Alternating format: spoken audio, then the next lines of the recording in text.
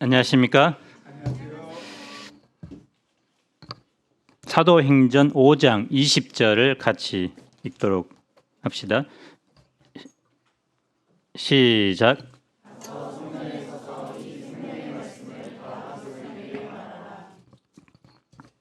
초대교회는 날로 성장합니다. 그런데 함께 위기도 찾아옵니다. 사도들이 감옥에 갇히고 이제 죽임을 당할 위험에 처합니다. 또 한마음과 한뜻이 되어 서로의 필요를 채우던 교회가 원망하고 갈등합니다. 초대교회는 이 위기를 어떻게 극복했을까요? 또 우리 교회에 위기가 찾아왔을 때 어떻게 극복해야 할까요? 제1부 가서 서서 말하라. 사도들의 인기가 날로 높아졌습니다. 3,000명이 5,000명이 복음을 듣고 교회로 몰려들었습니다. 대제사장과 사두개인들이 위기의식을 느낍니다. 시기심으로 가득해집니다. 자신들의 기득권이 위협당하기 때문이죠. 그래서 아예 사도들을 잡아다가 감옥에 가두어 버립니다. 백성들에 대한 사도들의 영향력을 차단하기 위해서입니다. 토마스 홉스는 시기심에 사로잡힌 사람은 사람을 잡아먹는 일이다라고 했습니다. 이 감옥은 어떤 곳입니까? 혹시 감옥에 갔다 오신 분 있나요? 세상과 단절된 곳입니다. 범죄자들을 가둡니다. 때로는 권력을 이용하여 정적을 가두기도 합니다. 사도들이 갇히면서 복음도 갇힐 위기에 처합니다. 그러면 이 종교 지도자들의 의도가 성공했을까요? 19절을 봅시다. 주의 사자가 밤에 감옥문을 열고 사도들을 끌어냅니다. 뒤에 보면 간수들은 사도들이 탈옥을 했는지조차 모르고 있습니다. 그리고 말합니다. 어서 빨리 도망가. 다시는 사람들 눈에 띄지 마. 성전 근처에는 얼씬도 하지 마라고 했나요? 20절을 한번 읽어봅시다. 시작.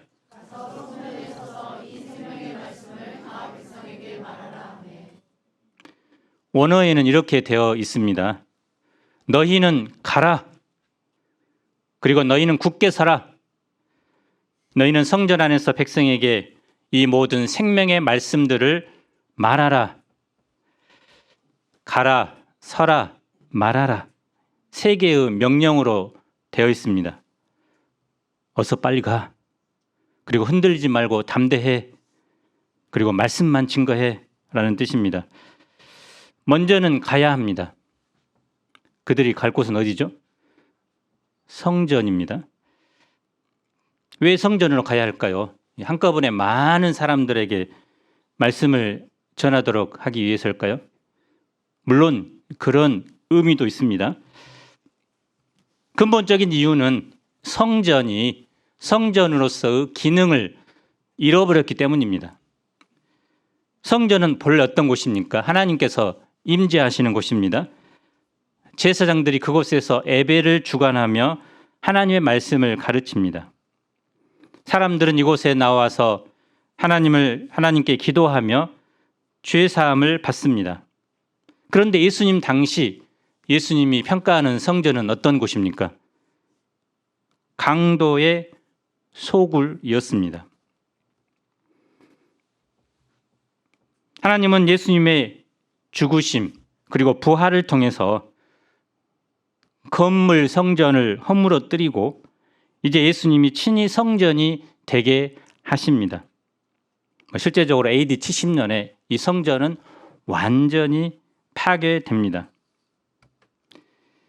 이제 예수님을 통해서 주시는 말씀을 통해서 사람들이 생명을 얻게 됩니다. 이것이 에스겔서 47장에 예언되어 있는데요.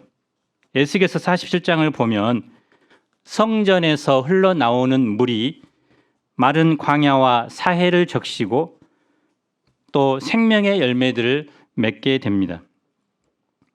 그리고 이사야서 2장 3절도 분명하게 예언합니다. 한번 읽어봅시다. 시작.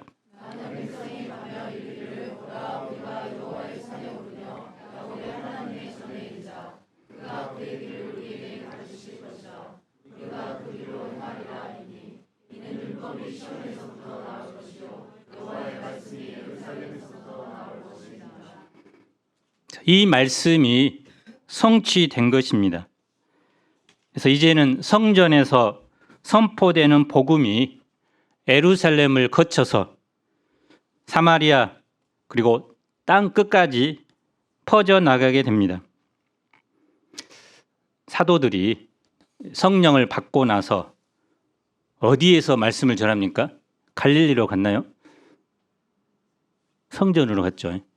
성전에서 베드로가 복음을 전하자 3,000명이 회개합니다. 그리고 40세 된 안진뱅이를 고친 후에 베드로가 또 어디로 갑니까? 성전 안의 솔로몬 행각에서 복음을 전하자 또 5,000명이 회개합니다.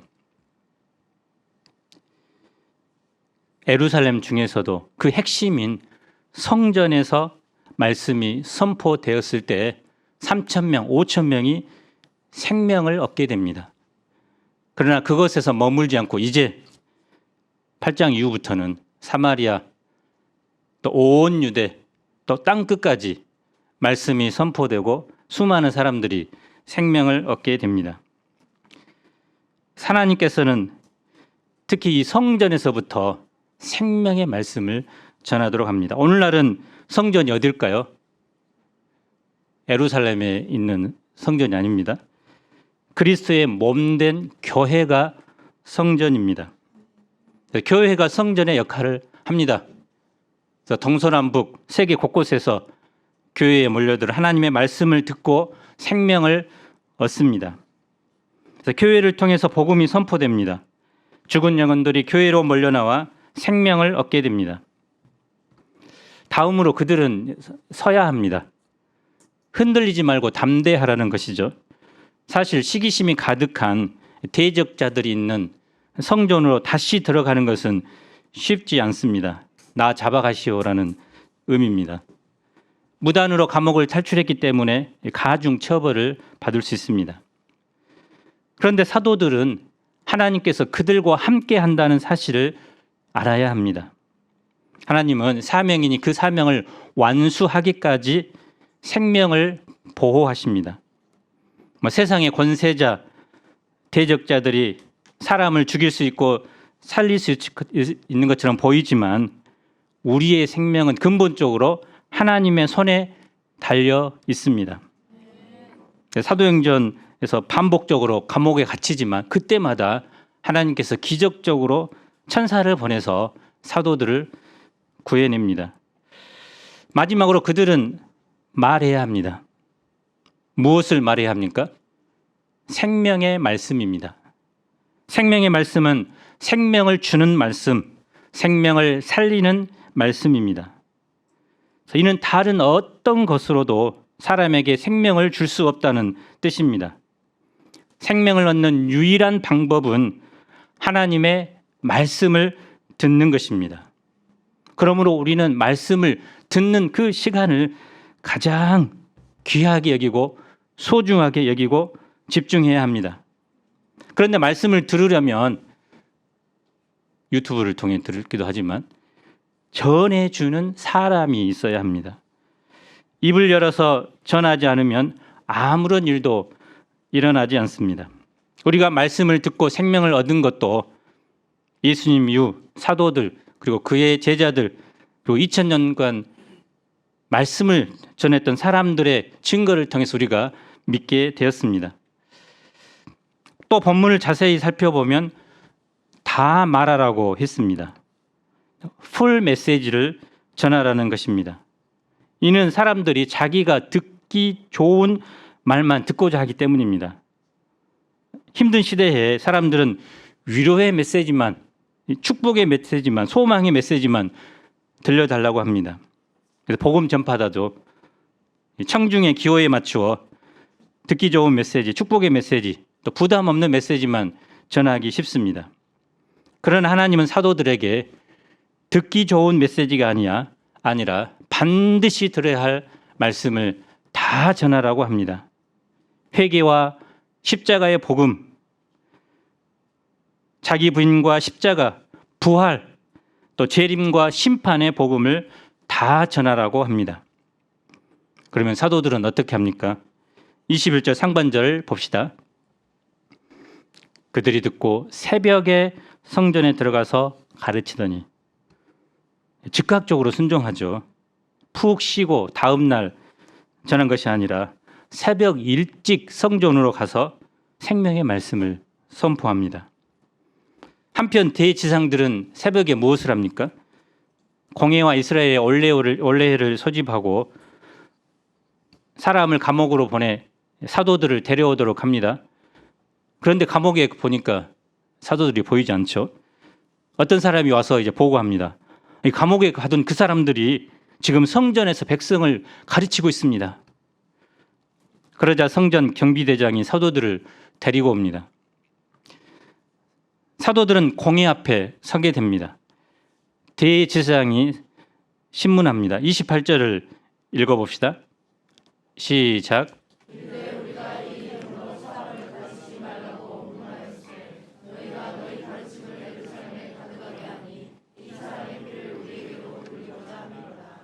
신문의 내용은 두 가지죠. 하나는 예수님의 이름으로 가르치지 말라고 분명하게 금했는데도 온 예루살렘에 퍼뜨렸다는 것입니다. 다음으로는 그 예수님을 십자가에 죽인 그 책임을 자기들에게 씌운다는 것입니다. 사도들은 무엇이라 대답할까요?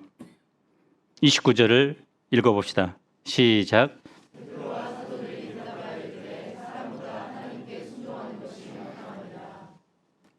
그들은 권세자들을 두려워하지 않습니다. 세상 권세에 순종하기보다 하나님의 말씀에 순종합니다. 뿐만 아니라 이 기회를 이용해서 예수님을 증거합니다. 너희가 나무에 달아 죽인 예수를 우리 조상의 하나님이 살리시고 이스라엘에게 회개함과 죄사함을 주시려고 그를 오른손으로 높이사 임금과 구주로 삼으셨느니라. 우리는 이 일의 증인이요 하나님이 자기에게 순종하는 사람들에게 주신 성령도 그러하니라. 사도들은 예수님의 십자가의 죽음, 그리고 하나님께서 예수님을 부활시킨 것, 하나님께서 부활한 예수님을 그의 보좌 우편으로 높여 왕과 구주로 세우신 사실을 분명하게 증거합니다. 그들은 이 일의 증인입니다. 그리고 성령께서도 이 일의 증인이라고 말합니다. 그러자 종교지도는 어떻게 합니까? 분노하죠. 사도들을 죽이고자 합니다. 그런데 하나님께서는 이때도 가말리엘을 사용하셔서 사도들을 보호합니다. 가말리엘은 유명한 진보적 랍비인 힐레르 손자이자 문화생입니다. 사도 바울의 스승이기도 합니다. 그는 율법 교사로서 모든 백성에게 존경받는 사람입니다. 탈무드의 기초인 미시나에서는 그가 죽었을 때 이렇게 극찬하고 있습니다. 율법에 대한 존경이 더는 없었고 순결함과 절제가 동시에 사라졌다. 그래서 이처럼 이제 가말리엘의 존경심이 대단했습니다. 가말리엘은 두 가지 예를 듭니다.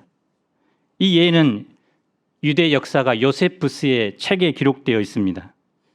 드다라는 사람이 많은 사람을 깨어서 자기를 따르도록 했는데 결국은 잡혀서 참수를 당했습니다. 또 갈릴리 사람 유다가 원래 열심당원의 선구자였는데 동족에게 로마의 세금을 내지 말라라고 주장하면서 반란을 일으켰는데 결국 로마군에 의해 진압이 되었고 또 그를 따르던 사람들도 흩어져 버렸습니다. 결론적으로 가말리엘이 38, 39절에서 이렇게 말합니다. 읽어봅시다. 시작.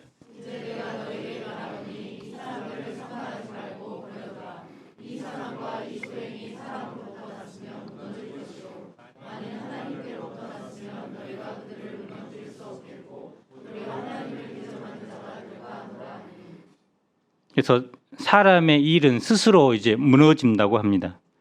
그런데 하나님의 일은 사람이 막을 수 없습니다. 만약 막은다면 하나님의 대적자가 됩니다. 그래서 사도들의 이 일이 하나님께서 세우신 일이라면 그것을 막는 것은 대적대가 된다는 것입니다. 사내들인 공회원들은 이 가말리엘의 지혜로운 말을 받아들입니다.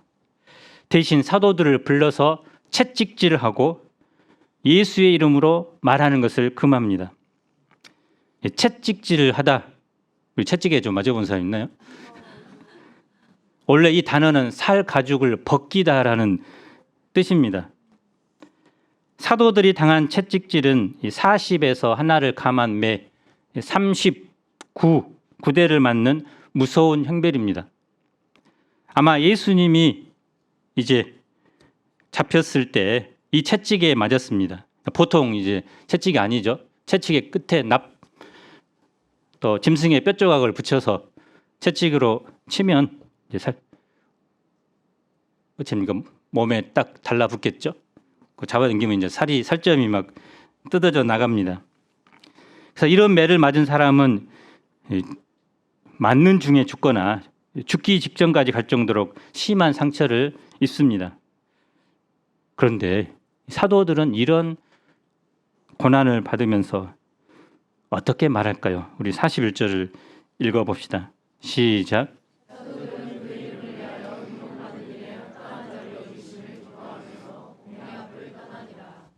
그들의 반응은 한마디로 기쁨입니다. 매 맞고 기쁜 사람 있나요? 채찍에 맞고 기뻐하다니요.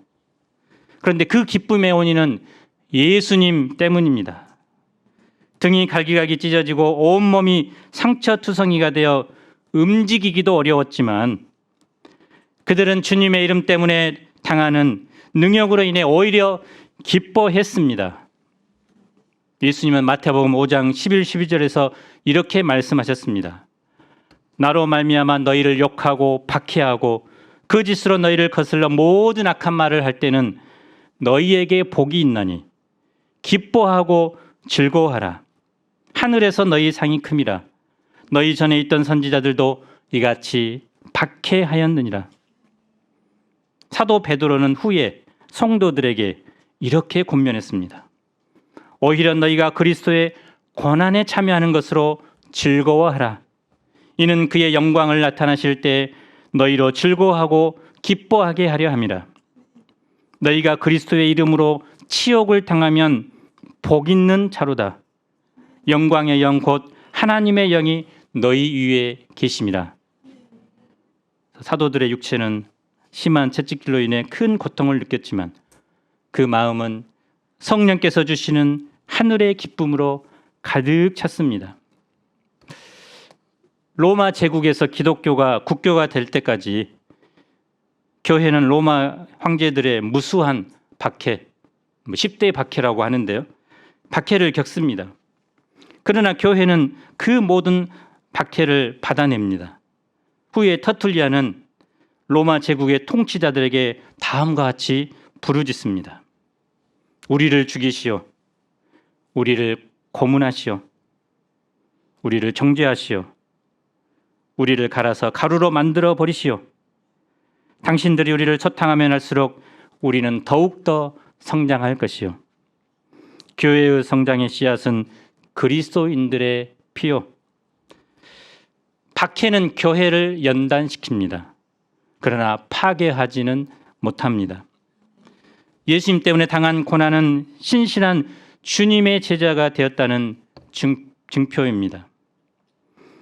신안군 증도에 문준경 전도사 순교 기념관이 있습니다. 몇 년 전에 거기서 여름 캠프를 했습니다. 신안군 복음화율이 35%인데 이것만 해도 전국 평균의 2배입니다. 그 중에서도 증도는 전체 주민 200명 중 90% 정도가 예수님을 믿는 전국 복음화율 1위라고 합니다.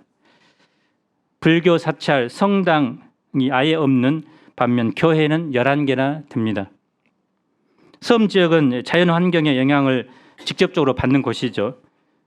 그래서 바람과 태양신을 믿는 토속 신앙이 오래전부터 전해져 내려왔기 때문에 기독교 신앙이 전파되기 대단히 어렵습니다. 그런데 어떻게 이런 곳에 복음이 전파되고 전국 복음화율 1위가 되었을까요? 그것은 한 여자에 의해 시작되었습니다. 그녀가 바로 섬마을 선교사의 선교의 어머니 문준경입니다. 그녀는 이제 17살에 증도로 시집을 왔는데 결혼할 다음 날 소박을 맞았고 생과부로 20년을 지냈습니다. 결혼 생활을 이제 하루 한 거죠. 집에서 쫓겨나 목포에서 삭바느질을 하며 고달픈 인생을 살았던 그녀는 우연히 집에 찾아온 전도 부인의 전도를 통해 예수님을 믿게 됩니다. 그리고 당시 유명한 부흥사였던 이성봉 목사님을 만나 그의 소개로 경성 성사학원에 입학을 하고 그녀는 방학 때마다 고향에 내려와 나룻배를 타고 신안 일대 섬들을 돌며 전도를 하기 시작합니다. 하지만 마을 사람들은 그녀를 배척하고 손가락질합니다. 또 남편은 손찌검까지 서슴지 않습니다. 그녀는 아랑거를 하지 않고 복음을 전하고 곳곳에 교회를 세웁니다. 훗날 이 48명의 순교자가 나온 임자도 진리교회는 그녀가 개척한 첫 교회였고 또 그 후에 증도의 증동리 교회, 대초리 교회도 개척합니다. 그녀는 새벽 기도가 끝나면 큰 보따리를 머리에 이고 신방을 다녔다고 합니다. 보따리 안에는 연고, 소화제, 항생제 등 온갖 약품들로 가득했는데 병 있는 사람들에게 주며 기도해 주었고 또 산모에게는 산파 역할을 했습니다. 섬마을 돌바퀴를 얼마나 걸었던지 1년에 고무신을 9켤레나 달아 없앴다고 합니다. 그런데 6.25 전쟁과 함께 섬마을에도 공산군이 들이닥칩니다. 붙잡혔다가 풀려나게 되었습니다. 그래서 목포로 이제 나왔죠. 그런데 섬에 두고 온 성도들을 돌보기 위해서 다시 증도로 갑니다.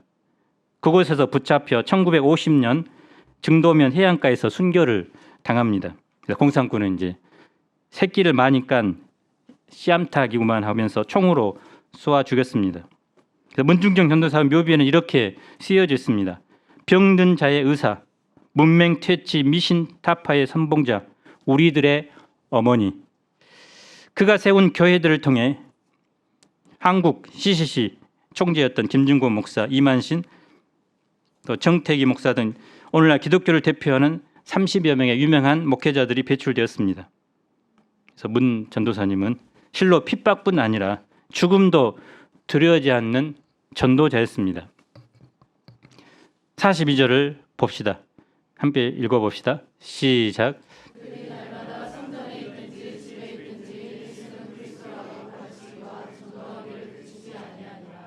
우리는 성전에서는 좀 하죠. 근데 집에서는 쉬는 곳이라는 고정관념 때문에 이제 하지 않는데요. 뭐 당시는 교회라는 건물이 없기 때문에 집이 교회였습니다. 그래서 성전 집에서 했다는 것은 뭐 집이든 가정이든 또 삶의 현장이든 예수는 그리스도라고 가르치는 이 전도를 그치지 않았다는 것입니다. 이들은 집에서 날마다 쉬지 않고 가르쳤습니다. 뭐 가족들에게 혹은 놀러온 친구들에게 아니면 식사 초청한 양들에게 가르쳤을 것입니다. 무엇을 가르쳤습니까? 예수는 그리스도시라. 그래서 예수님이 바로 메시아 구원자라는 복음입니다. 이것은 사도들이 목숨 걸고 증거한 복음의 핵심입니다. 그리고 수많은 믿음의 선진들이 전했던 복음입니다. 예수님은 그리스도라는 이 메시지는 지난 2000년 동안 세상을 향해 울려 퍼졌던 생명의 말씀입니다. 이것만이 인류를 구원하고 생명을 주기 때문입니다. 또 이것만이 캠퍼스를 살리고 민족을 살리고 세상을 살립니다. 우리도 날마다 캠퍼스, 직장, 집에서 예수님은 그리스도십니다라고 단순하고 분명한 메시지를 전할 수 있기를 기도합니다. 제2부 기도와 말씀에 힘쓰니라. 제자 수가 더 많아졌습니다. 사람이 많아지자 이제 교회 내에 문제가 발생합니다. 헬라파 유대인들이 구제 문제로 히브리파 사람들을 원망합니다. 의사소통이 잘 안 되었는지 헬라파 과부들에게 매일 공급돼야 할 식사가 누락된 것입니다. 과부들은 세상에서도 괄시를 받습니다. 교회에서까지 푸대접을 받으니 섭섭했습니다. 섭섭하는 마음이 온 마음으로 발전합니다. 교회가 히브리파 중심이야. 사도들도 팔이 안으로 굽네.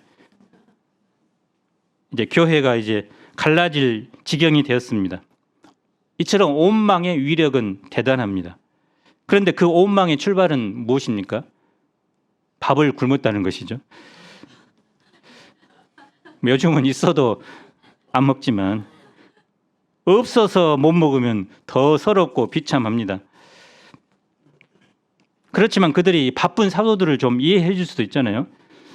얼마나 섬길 일이 많으면 나한테 돌아올 밥을 준 것을 까먹었을까. 정말 헌신적이기도 하구나. 그리고 사도들 위해서 이제 기도해 줘야 되겠다. 이렇게 하면 좋은데 그러나 그들은 섭섭한 마음을 견디지 못했습니다. 2절을 봅시다. 읽어봅시다. 시작.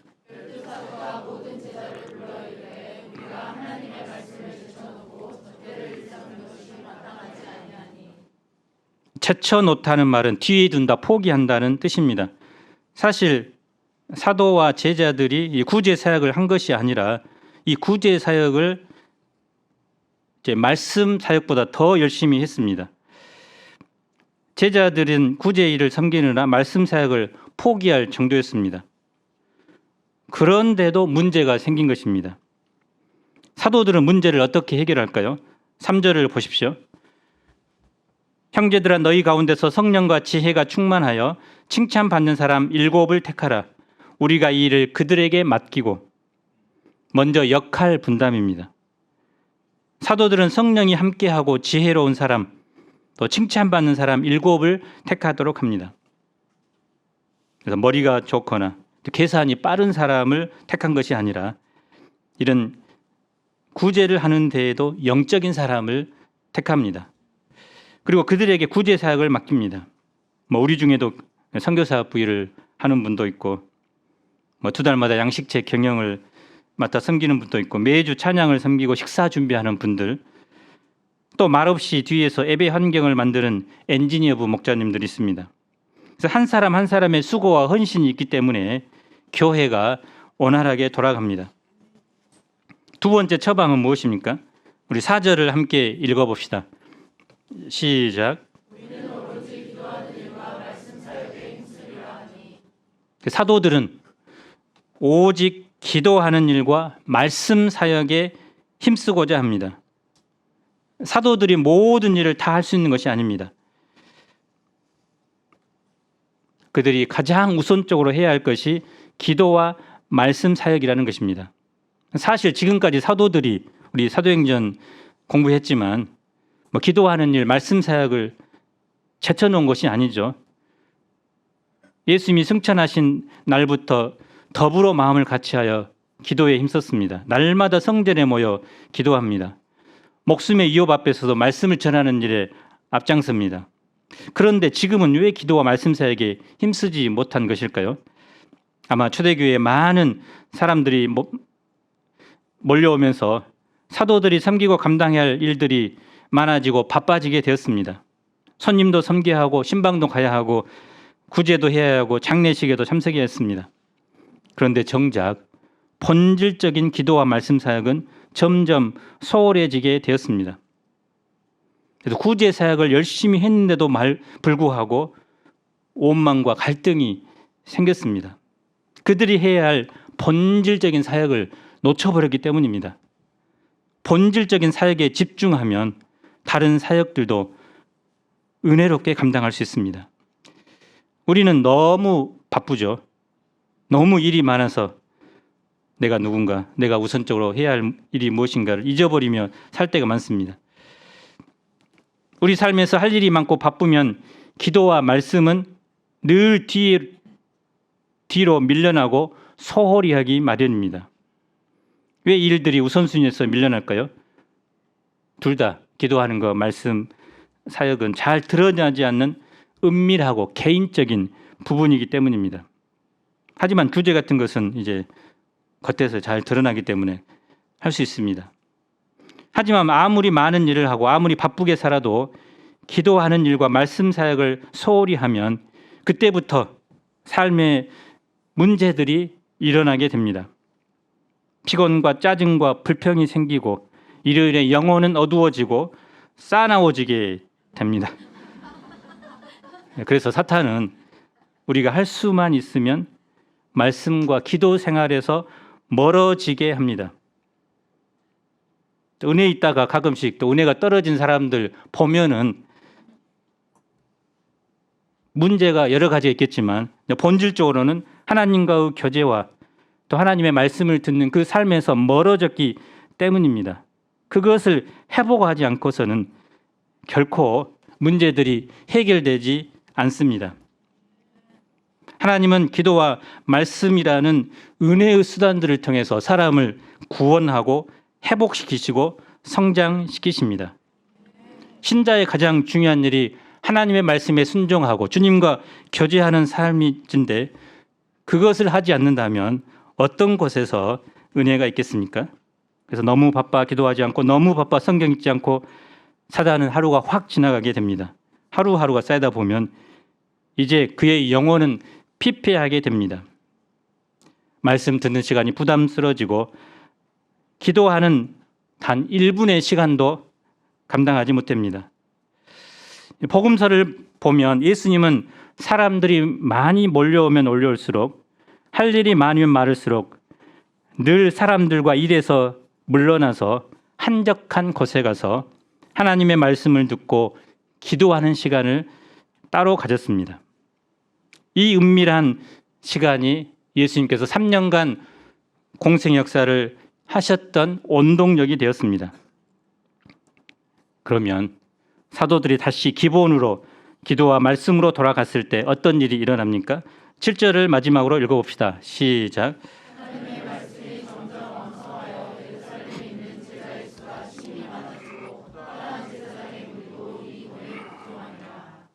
하나님의 말씀이 왕성하여졌습니다. 두루 퍼졌다는 것입니다. 그냥 퍼진 정도가 아니라 강력하게 번져 나갔다는 것입니다. 사도들이 오로지 기도와 말씀 사역에 힘썼을 때 말씀이 점점 왕성해졌습니다. 먼저는 사도들 안에서 그리고 신자들 안에서 왕성해졌습니다. 성도들 마음속에는 늘 한 말씀이 살아 있었습니다. 그러자 그 말씀이 교회를 넘어 직장, 모임, 학교, 교실로 퍼져나갔습니다. 그 기세가 얼마나 컸던지 복음을 대적하던 제사장의 허다한 무리가 복종했습니다. 말씀이 왕성할 때 우리가 살아나게 됩니다. 말씀이 왕성할 때 교회가 세상에 대해 영향력을 가질 수 있습니다. 말씀이 왕성해지자 제자의 수가 심히 많아졌습니다. 생명구원의 역사는 다른 왕도가 없습니다. 오직 기도와 말씀 사역에 힘쓰는 그곳에 있습니다. 그러므로 우리도 봄학기 바쁘게 살아가는 일상 속에서 먼저 기도에 힘씁시다. 아침 저녁으로 기도하고 무시로 기도하고 또 둘이 모이면 기도하면 좋겠습니다. 하나님의 말씀을 가까이 하고 묵상하며 인도함과 다스림을 받아야 되겠습니다. 무엇보다 우리가 한 팀의 1대1을 소중하게 여기고 온 마음을 다해 준비하고 섬길 수 있기를 간절히 기도합니다. 결론적으로 사도들은 핍박 중에서도 예수님 때문에 기뻐합니다. 날마다 성전에서 집에서 예수님은 그리스도이십니다라고 가르칩니다. 그럴 때 하나님께서는 흥황한 생명의 역사를 이루십니다. 우리도 사도들처럼 한 주간 성전에서든지 직장에서든지 가정에서든지 기도에 힘쓰고 예수님은 주님이십니다라는 이 분명한 생명의 말씀을 전할 수 있기를 간절히 기도합니다. 제가 기도하고 마치겠습니다. 하나님 아버지, 감옥에 갇혀 아무것도 할 수 없는 사도들을 끌어내시고 성전에 가서 이 생명의 말씀을 전하라고 합니다. 하나님의 말씀만이 우리에게 생명을 주기 때문입니다. 그들은 고난과 박해 가운데서도 핍박 중에서도 예수님의 이름 때문에 능욕받는 것을 인하여 오히려 기뻐했습니다. 그것은 그들이 바로 이제야 바로 주님의 제자임이 증명되기 때문입니다.